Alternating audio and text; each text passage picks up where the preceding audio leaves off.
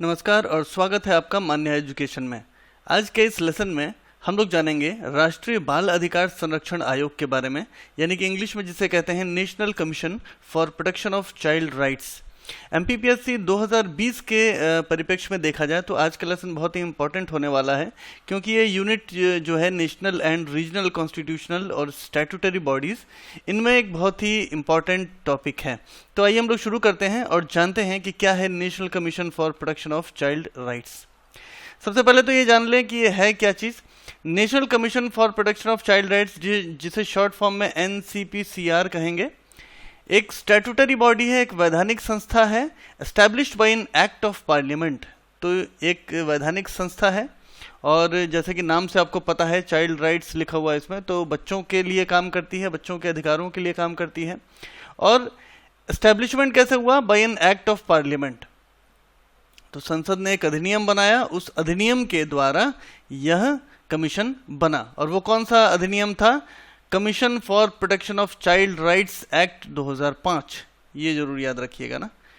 तो 2005 में एक अधिनियम बना संसद में, commission for protection of child rights act 2005, और उसी के आधार पर national commission for protection of child rights यानी NCPCR बनाया गया।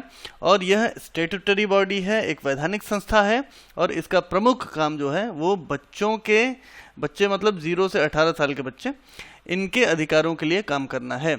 यह कमीशन जो है वो ministry of women and child development, महिला और बाल विकास मंत्रालय के अधीन यह कमीशन काम करता है।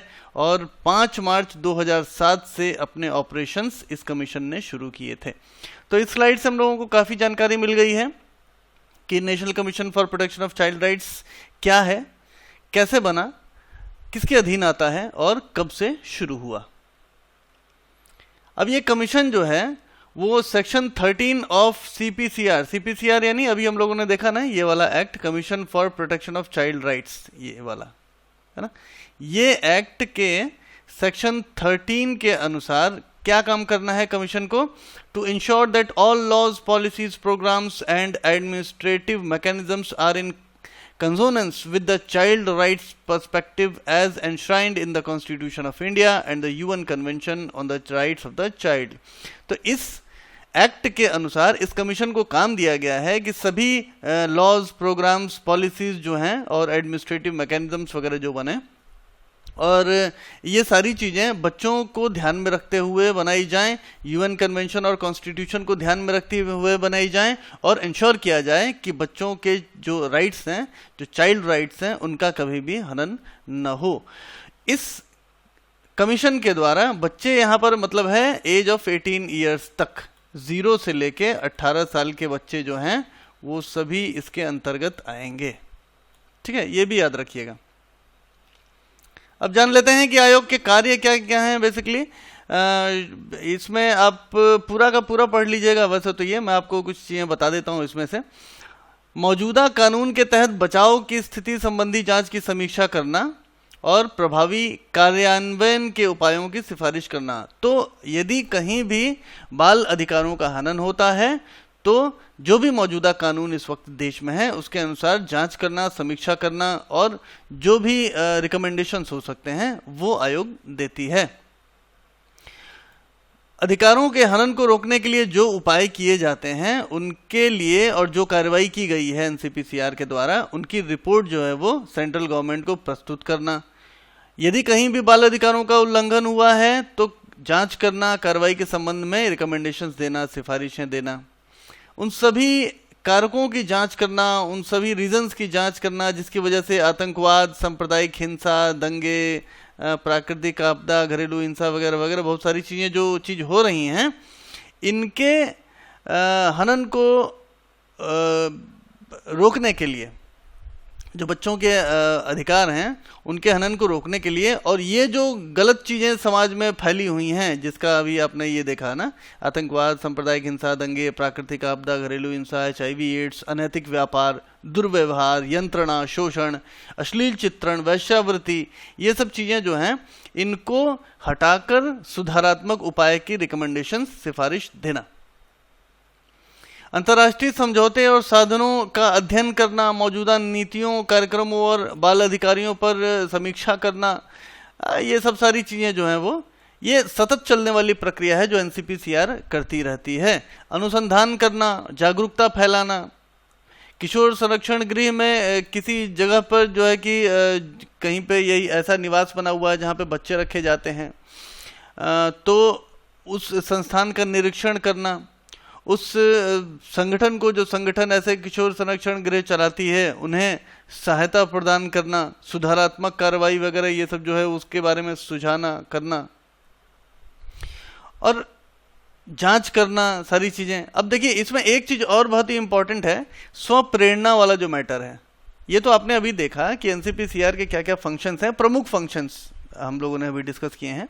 एक बहुत ही इंपॉर्टेंट चीज़ है कि जैसे कि नेशनल कमीशन फॉर वुमेन हो गया, राष्ट्रीय महिला हो गया, उसको एक बहुत अच्छी चीज़ दी हुई है और एक बहुत बड़ा हथियार है उसके पास, सुओ मोटो एक्शन लेने का अधिकार है।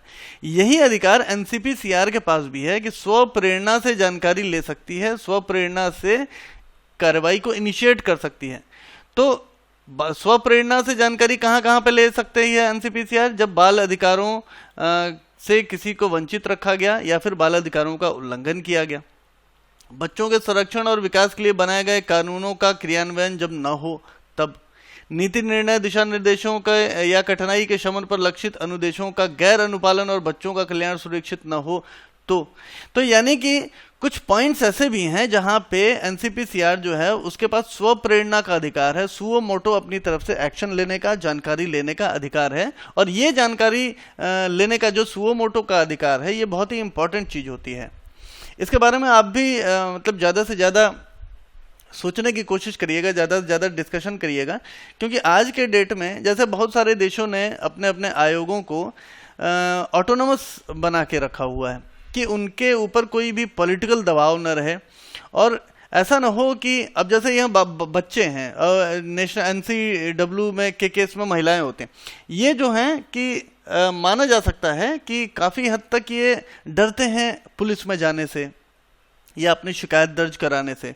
तो यदि मामला किसी अन्य तरीके से भी आयोग तक पहुंचा है तो उसकी जांच की जा सके, ये अधिकार जो है वो कमीशन को देना बहुत जरूरी है। तो वही अधिकार जो है स्व प्रेरणा से सुओ मोटो एक्शन जो है वो लेने का अधिकार एनसीपीसीआर को भी है। अब जान लेते हैं हम लोग कि क्या स्ट्रक्चर है। एक चेयरपर्सन होते हैं एनसीपीसीआर में, उसके बाद देखिए बहुत सारे मेंबर्स होते हैं जो चेयरपर्सन के डायरेक्टली अंडर में काम करते हैं और एक मेंबर सेक्रेटरी होते हैं और मेंबर सेक्रेटरी के पीए होते हैं। ये एक सीधा स्ट्रक्चर हो गया। उसके बाद अब आप देखें तो ये इस तरह से स्ट्रक्चर आता है जिसमें चेयरपर्सन के अंडर में एजुकेशन के एक मेंबर होते हैं जो एजुकेशन देखते हैं, एक हो गए जो चाइल्ड हेल्थ वगैरह देखते हैं, एक जुवेनाइल जस्टिस देखते हैं, एक चाइल्ड साइकोलॉजी लॉज देखते हैं, एक चाइल्ड लेबर को एलिमिनेट करने के लिए देखते हैं। तो बहुत सारे मेंबर्स जो हैं वो चेयरपर्सन के अंडर में काम करते हैं।